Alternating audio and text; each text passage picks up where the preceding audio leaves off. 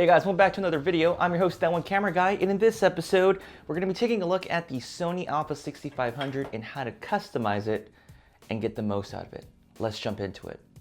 First of all, this video is a customization of how I would set up and use my Sony a6500.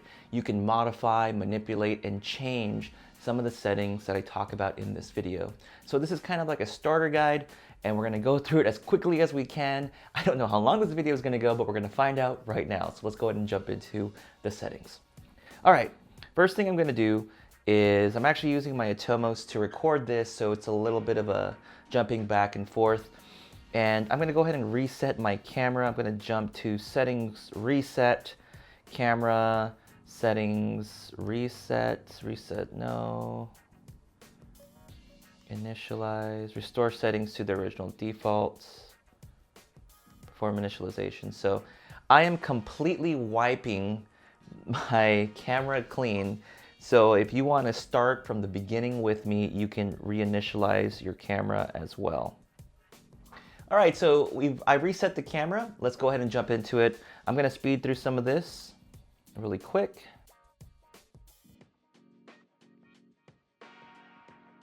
Okay, so we have our camera. It's brand spanking new settings, everything. Let's go ahead and jump into this and start with menu. So I'll go ahead and press the menu button on my camera. And the first thing I'm gonna do is first set the mode dial of my camera on the top to the letter M.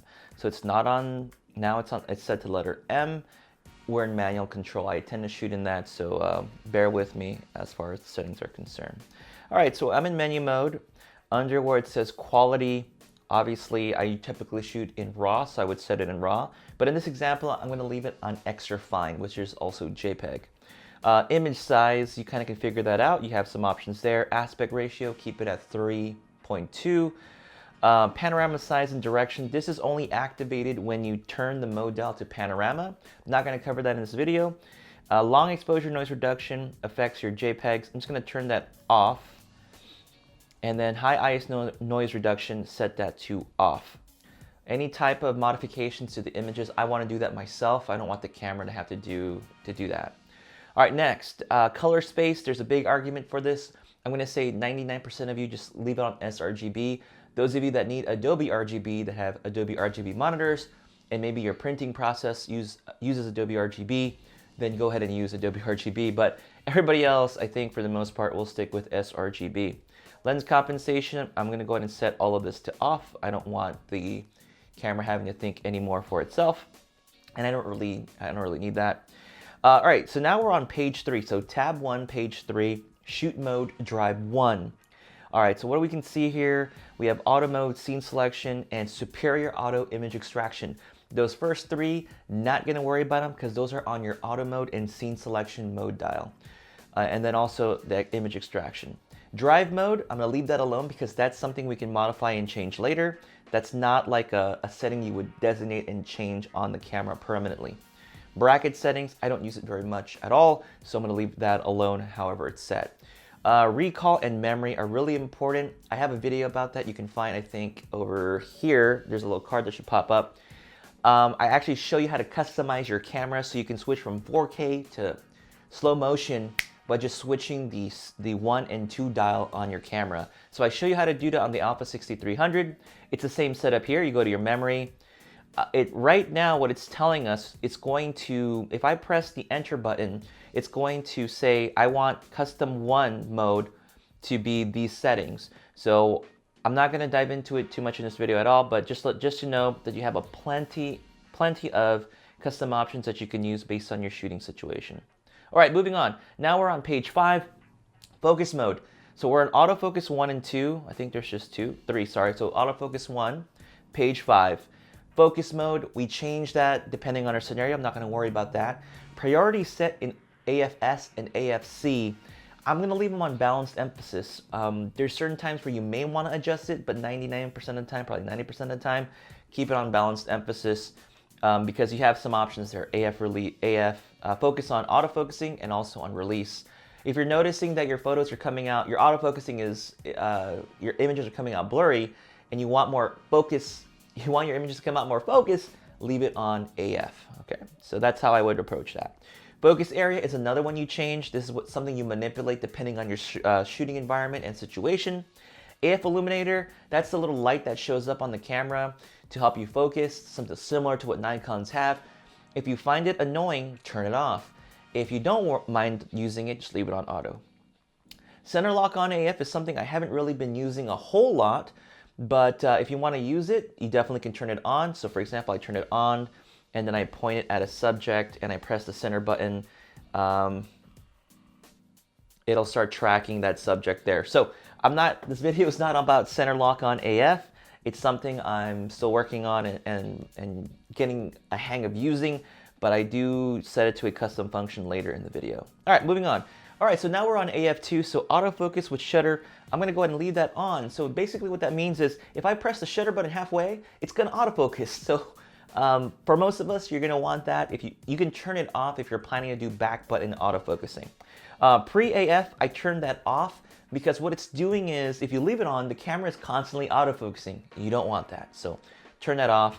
iStart AF is only important to those people who have Sony A-mount glass and they have that LAEA3 or -4 adapter. It's when you put your camera up to your eye, the camera will start to autofocus. AF area auto clear, I have that on, and also my display continuous AF area, I have that on. These two options allow you to see your focus point and also how it's tracking the subject, the little dots that show up and so forth. So leave those on. You can modify and change those if you feel it doesn't work for you. AF micro adjust, I've never had to use it on any Sony lenses that I have. All right, so now I think we're on page 8. We have exposure 1. Exposure compensation is modified based on what you're doing, so I'm not worried about changing that. ISO is what it is. ISO is changed to ISO values depending on what you need, so I'm not worried about that either. Let's jump back here. ISO auto minimum shutter speed. So if you want to use auto ISO and possibly like aperture priority, you can set a minimum shutter speed the camera will not go below. So this can be really handy if you're shooting nighttime sports with very diverse lighting or lighting changes constantly and you can't manually change the settings fast enough. This is an area you definitely want to take a look at. Go ahead and set your camera, take to aperture priority, set auto ISO, and determine a shutter speed that's going to work for you. Metering mode, leave it on multi. Let's see here. Spot metering point, leave it on center, and exposure step, set it to 0.3 EV. It's already there on default. So, all right, auto exposure lock with shutter. I've left this on auto, and you could just leave this off. I think you'll be fine, but if you want, just leave it on auto. But then again, if you're using a lot of auto mode, if you're using manual mode a lot, I don't think you really need it on, so I'm personally just gonna leave it off. Exposure, standard adjustment, not gonna worry about it. Moving on. Flash, let's see here, flash mode, go ahead and leave it on fill flash, 0, ambient flash, and then red eye reduction. I just have it off. If you need it, turn it on. You know, if you find yourself in that situation, I don't use the flash on the camera very often at all. All right, now we're on color, white balance, image processing 1, 2, 1 and 2. So white balance is, again, something you change based on your circumstances. Priority set in auto white balance, I leave it on standard. The dynamic range optimization and auto HDR, I just leave that off. Creative style standard, the picture effect and picture profile, I'll leave both of them off. I only would adjust the picture profile, for example, if you wanted to jump to like PP7, which is S-Log2, or PP8 and 9, which is going to give you S-Log3.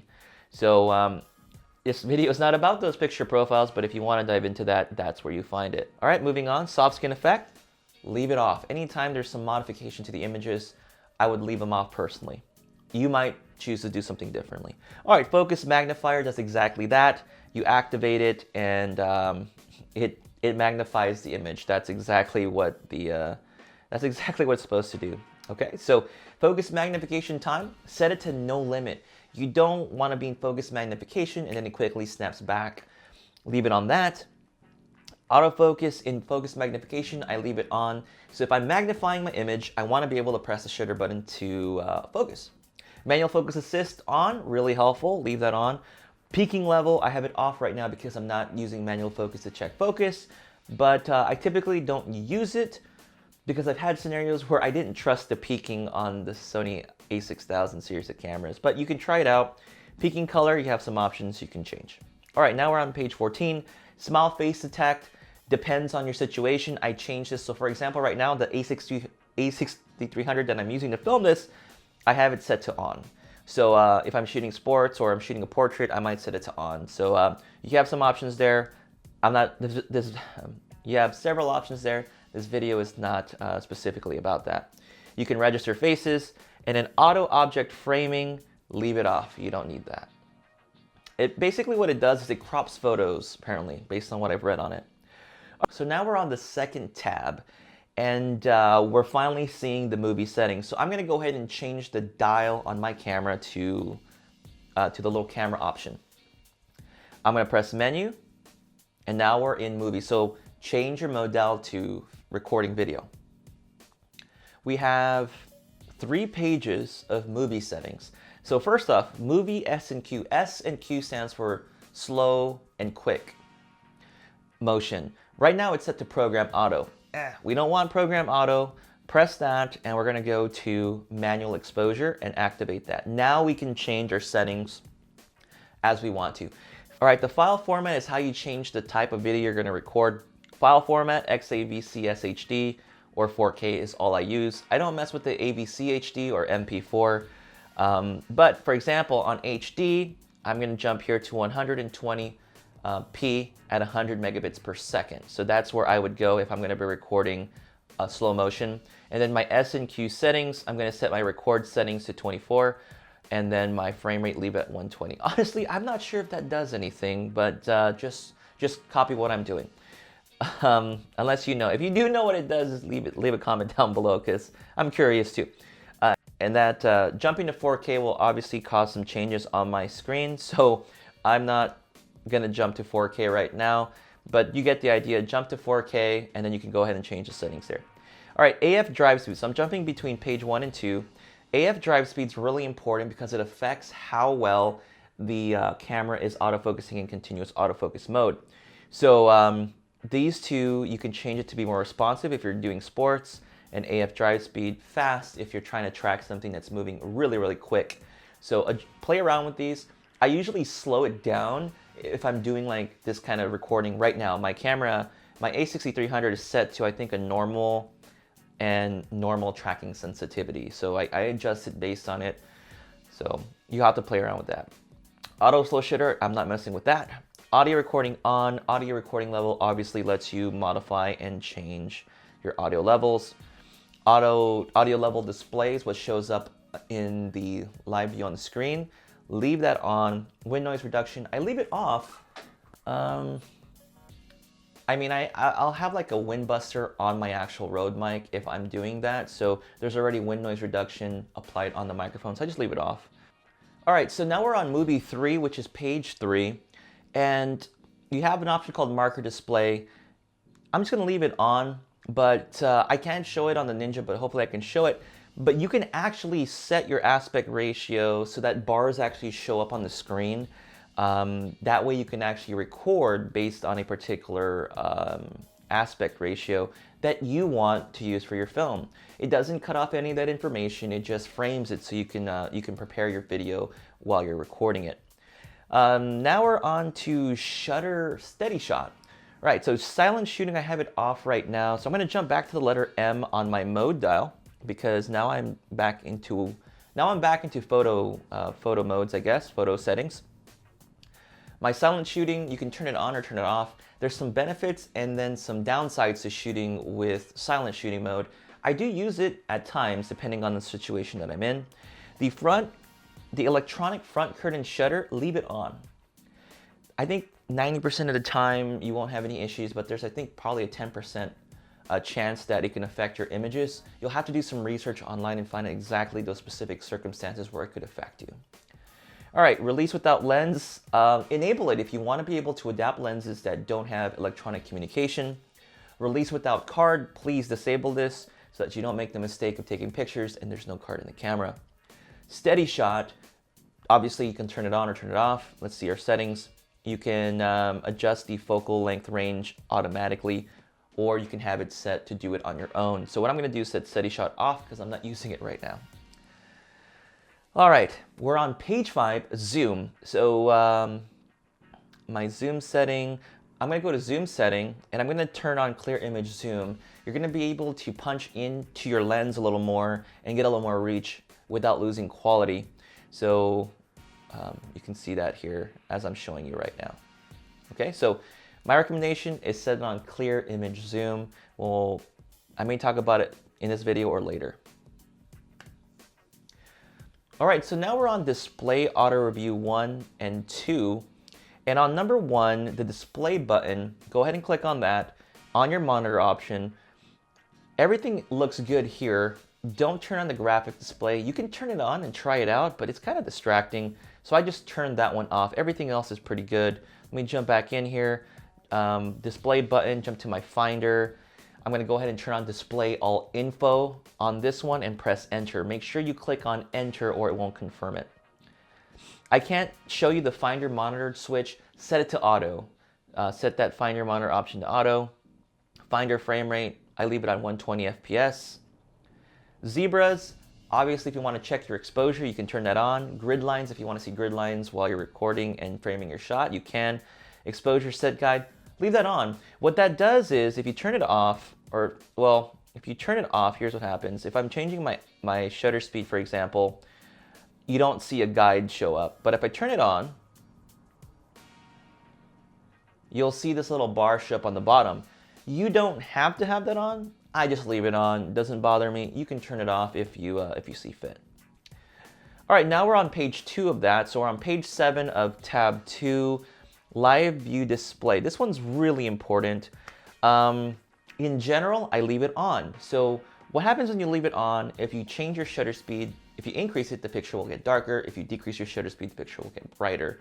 If you set it to off, no matter how you change your settings, whether you change your shutter speed or your aperture, nothing will change. And I think I had this issue when I was first starting to use the a6500. I was like, what is going on? I can't change it.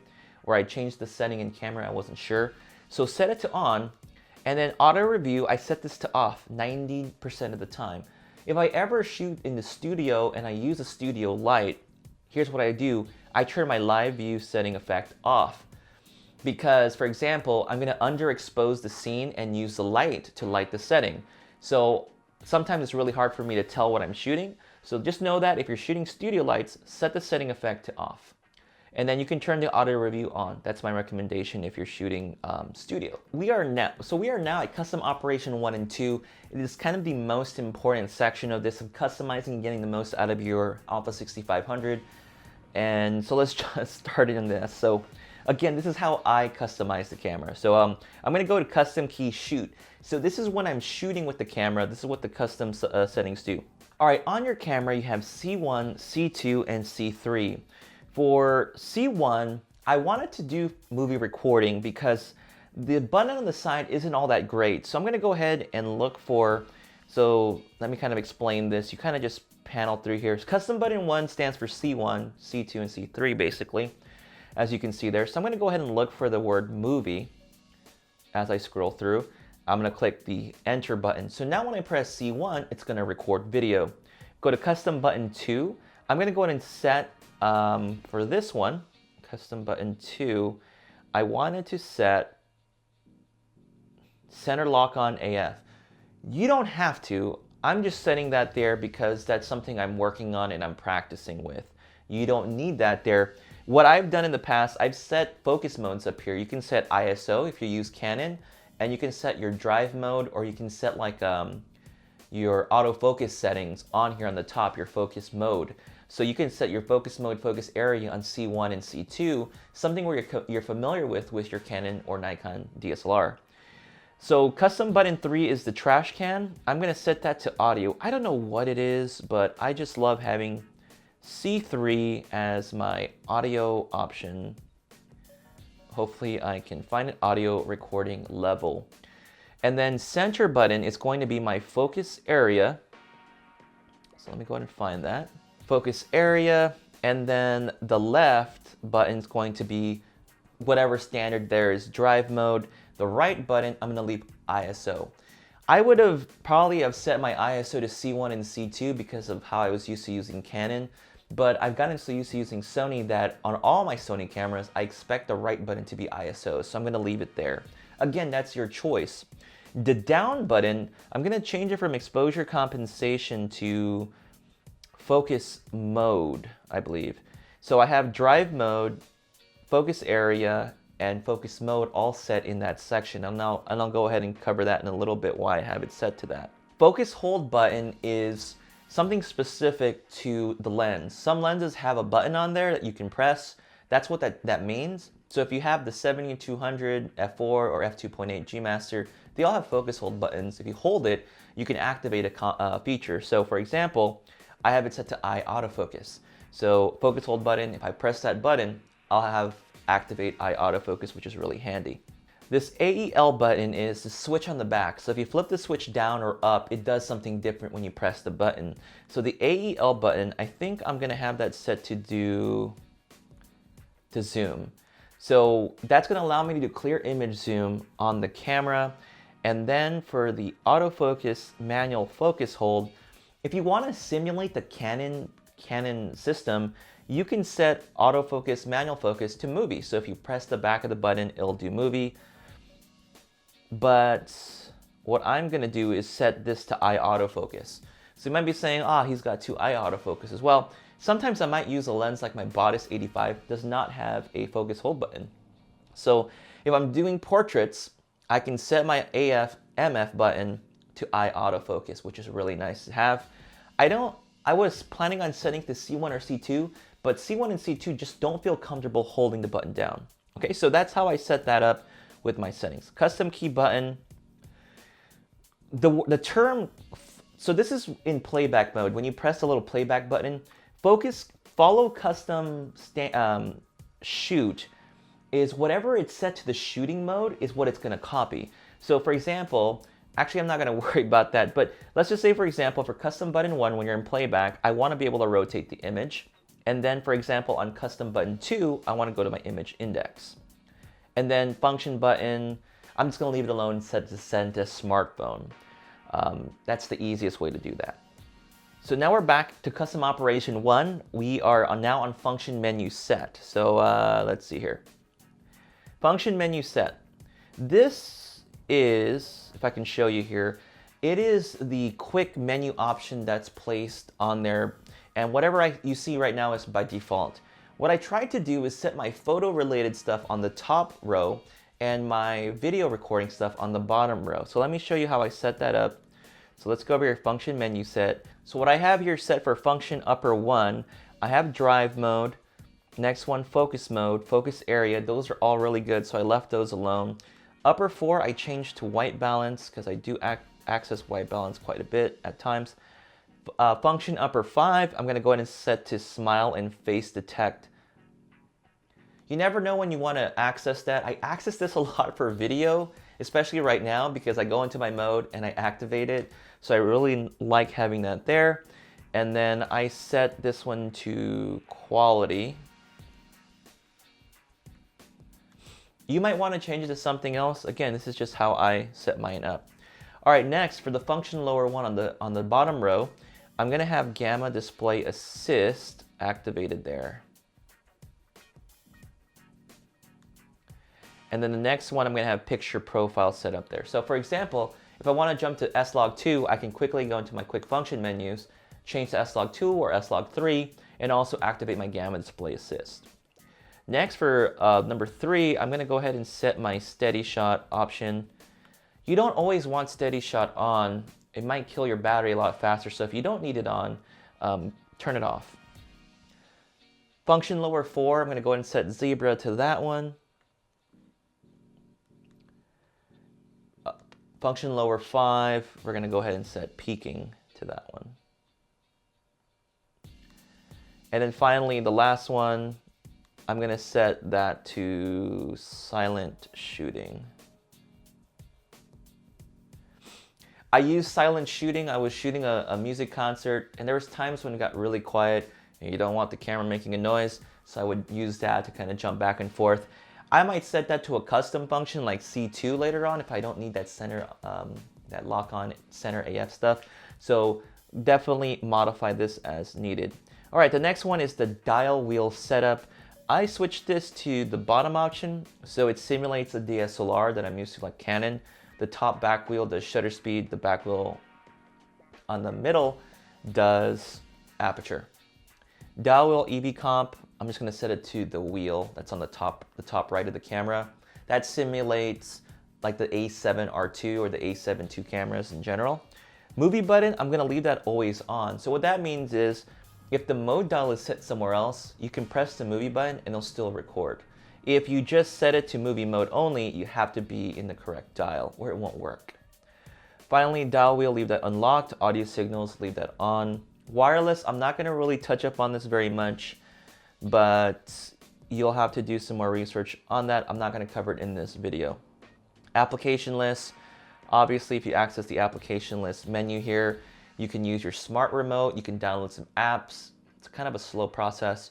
And you can also do the movies tweak option, which gives you unlimited recording time. Playback 1, looking at here, there's nothing here in particular. The only one that I really think is useful is on Playback 2 is the protect option. So let me see. So as you can see the photos right here, I shot a soccer game not too long ago. And let's say, for example, I'm scrolling through my images and I say, okay, that one's cool. I press the center button and it protects it. I'm going through it and then I see a picture. Okay, cool, I like this shot. Lock it. It protects the image. Why is this useful? If you use Photo Mechanic and you import these photos into Photo Mechanic, it will quickly identify what photos you've already tagged. So you don't have to go back later and do this. So this process might be a lot faster for some people. If you're kind of like, you have downtime and you're just waiting during halftime, you might as well just go ahead and tag your photos. So that's an option that you can use. I wish it was implemented better though, but that's a different story. All right, now we're on to setup 1 through 7. Everything here, I can't adjust these right now because it's on the Atomos. Setup 2, tile menu off, mode dial guide off, delete confirm, cancel, display quality, set it to high. Power saver time, I change this based on what I'm doing, so 1 minute sounds fine.